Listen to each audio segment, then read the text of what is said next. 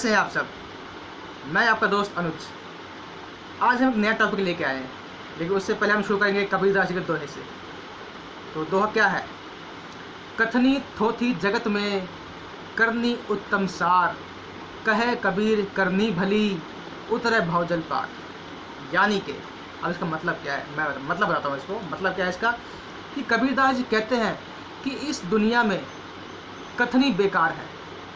हमें कुछ भी कोई कुछ भी कह सकता है, किंतु करनी ही सबसे महत्वपूर्ण है।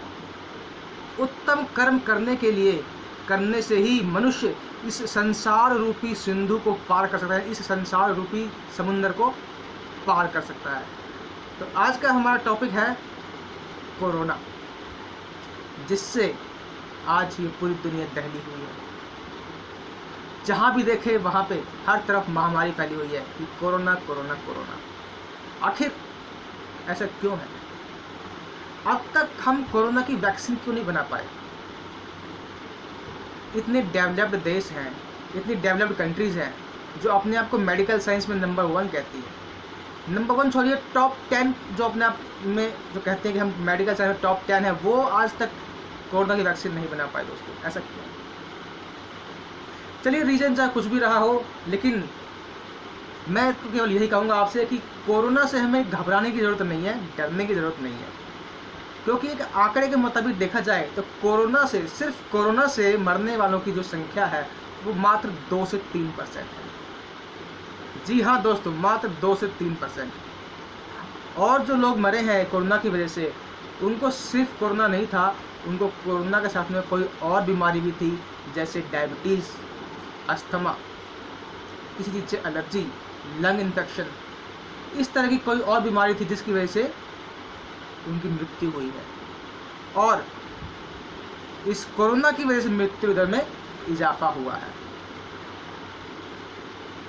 बात यह है कि इतने बड़े बड़े देश होने के बाद ऐसी वैक्सीन नहीं बना पाए, लेकिन जब बाबा रामदेव ने कोरोनिल नाम से आयुर्वेद पे आधारित कोरोना की दवाई लेके आई, वैक्सीन लेके आए, मेडिसिन लेके आए इसकी, तो उसके ऊपर सभी ने सवाल खड़े कर दिए।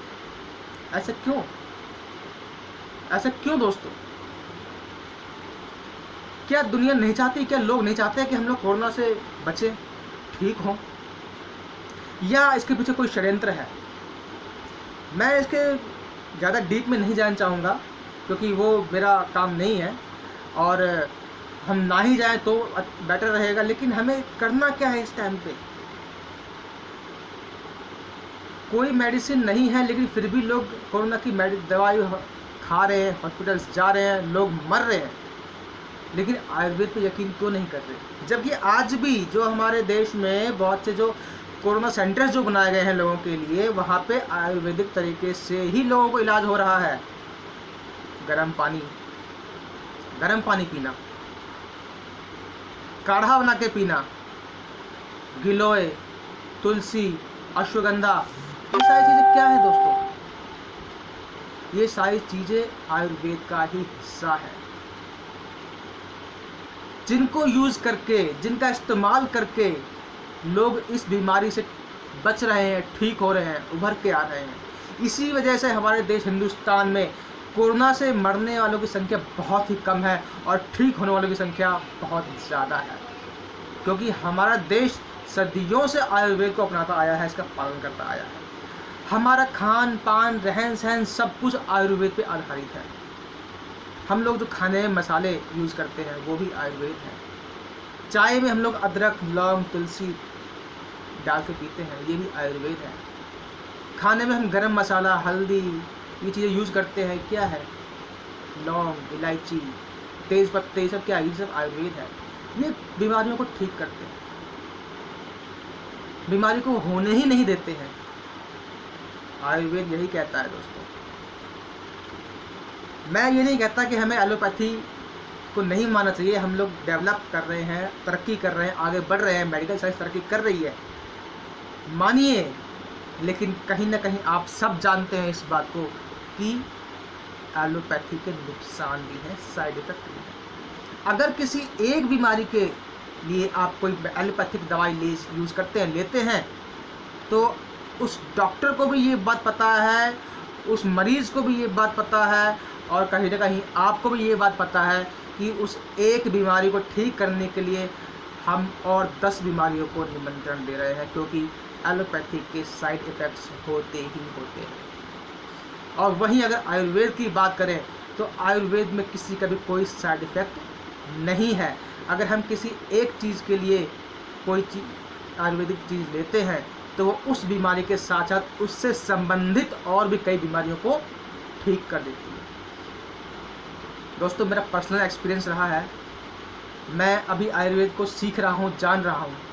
ज़्यादा नॉलेज नहीं है मुझे आयुर्वेद के बारे में, लेकिन जहाँ तक मैंने जाना है और अपने जीवन में अपनाया है, तो मैं आपके संग एक किस्सा शेयर करना चाहूँगा। मेरा एक बेटा है, मंथन नाम है उसका, जो कि 6-7 साल का है। उसको अक्सर निमोनिया की बीमारी रहती थी। जब भी मौसम चेंज होता था वो बीमार पड़ जाता, सर्दी खांसी जुकाम उसको रहता, बुखार रहता, उसको डॉक्टर के पास लेके जाना पड़ता। हमेशा मौसम चेंज होता, हमेशा उसको निमोनिया ही था बचपन से। चाइल्ड स्पेशलिस्ट डॉक्टर के पास हम लोग गए थे, उनसे हमने पूछा कि सर ऐसा क्या कारण है कि बार बार बीमार पड़ जाता है, जब भी मौसम चेंज होता है बीमार पड़ता है, उसको निमोनिया हो जाता है, क्या कारण है? उनका कहना ये था कि ये तो अक्सर होता रहता है बच्चों संग, और ये 12-14 साल तक की उम्र तक ये रहेगा। उसके बाद जैसे जैसे बच्चे की ग्रोथ होगी, इसका इम्यूनिटी सिस्टम डेवलप होगा, अपने आप ठीक हो जाएगा। तो कहीं ना कहीं हमने भी उसको मान लिया था और उसी के साथ जी रहे थे। लेकिन उसके बाद से जब आयुर्वेद मेरे जीवन में आया, मैंने आयुर्वेद को जानना शुरू किया स्वर्गीय श्री राजीव दीक्षित जी के द्वारा। उनके वीडियोस देखे, उनके व्याख्यान देखे, उनकी पुस्तकें पढ़ के, तो कहीं ना कहीं मेरी सोच में बदलाव आया। फिर हमने कुछ आयुर्वेदिक चीज़ें अपने बच्चे को देना शुरू की, अब भी देते हैं। धीरे धीरे धीरे धीरे करके उसका निमोनिया ठीक हो गया। जी हाँ दोस्तों, उसका निमोनिया ठीक हो गया और आज वो बिल्कुल ठीक है। मौसम, उसके बाद कई मौसम चेंज हुए, कई मौसम आए गए, लेकिन उसको निमोनिया नहीं हुआ। इस बात से हमें आयुर्वेद के ऊपर और भी यकीन हो गया और मैं उसको मानने लगा। और तो और मेरे जितने भी जानकार हैं दोस्त, सबको मैं सलाह देता हूँ कि आयुर्वेद को भी अपने जीवन में अपनाएं, उसका पालन करें अगर बीमारियों से बचना है तो दोस्तों, आप भी, मेरा आपसे सजेशन है, एक सलाह है, पर्सनल रिक्वेस्ट है कि एलोपैथी को माने लेकिन आयुर्वेद को भी अपनाएं, क्योंकि आयुर्वेद ही है जो बीमारी को ख़त्म नहीं करता, जड़ से ख़त्म करता है, हमें स्वस्थ रखता है, हमें दीर्घायु बनाता है।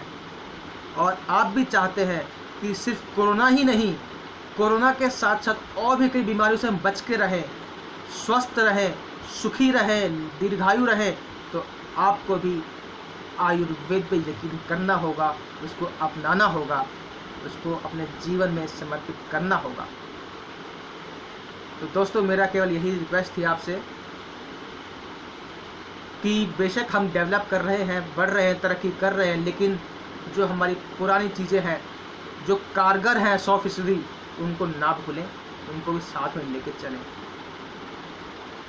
तो चलने से पहले लास्ट में यही कहूँगा कि आयुर्वेद को भी अपनाएं और अपने जीवन में लाएं। Thank you very much.